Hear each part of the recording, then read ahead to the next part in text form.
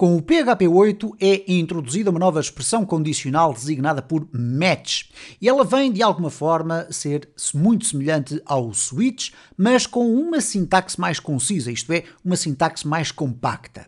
Vejamos aqui um exemplo tradicional de um switch, em que nós temos aqui um switch, temos aqui um valor 10, x é igual a 10, e depois temos aqui um switch, uma estrutura bem grande, em que pergunta o seguinte: switch x, isto é, analisa o caso de x.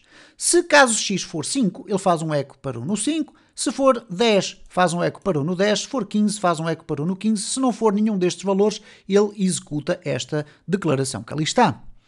Ora, neste caso, se fosse executar esta expressão que aqui está, obviamente que ele iria executar aqui para o no 10 e iria sair fora, com o break, iria sair fora do switch e avançar no código. Okay? Depois tem aqui um eco HR, que é para criar um separador para quando eu vos mostrar aqui o resultado final destes exercícios que eu tenho neste script.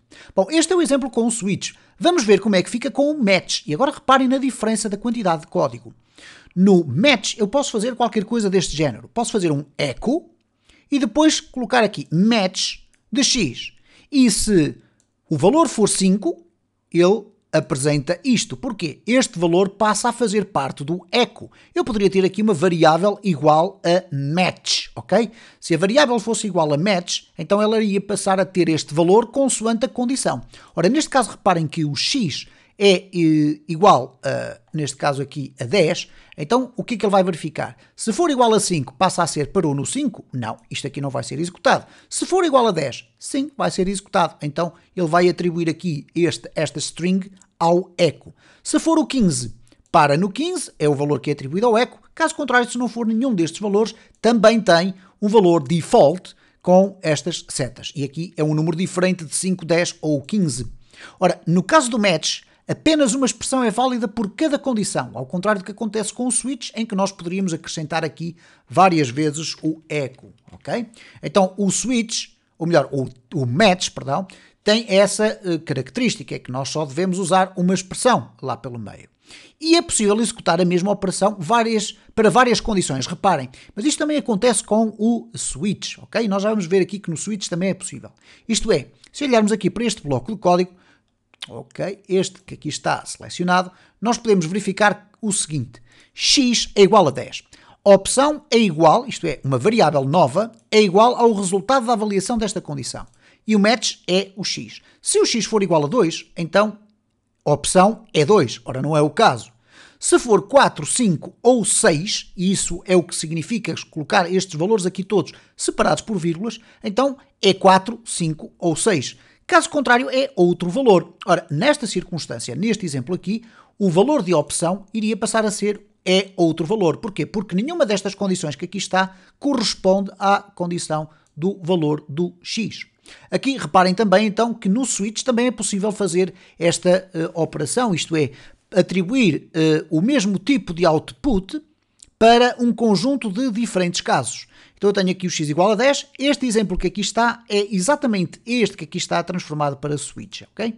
Então neste caso nós temos aqui o case 2, que é o equivalente a este, depois temos aqui o case 4, 5 ou 6, que é isto que aqui está, e que resulta nesta circunstância que aqui está. Penso que é relativamente simples de perceber como é que isto funciona. Importante, no switch as comparações podem ser feitas só por valor, isto é, não tem um operador de comparação mais explícito do que aquele que avalia o valor. E no caso do match, elas são sempre feitas por tipo e valor neste caso. Vamos ver aqui um exemplo concreto. No caso do switch, nós podemos ter aqui uma variável x é igual a uma string que tem o algarismo 1.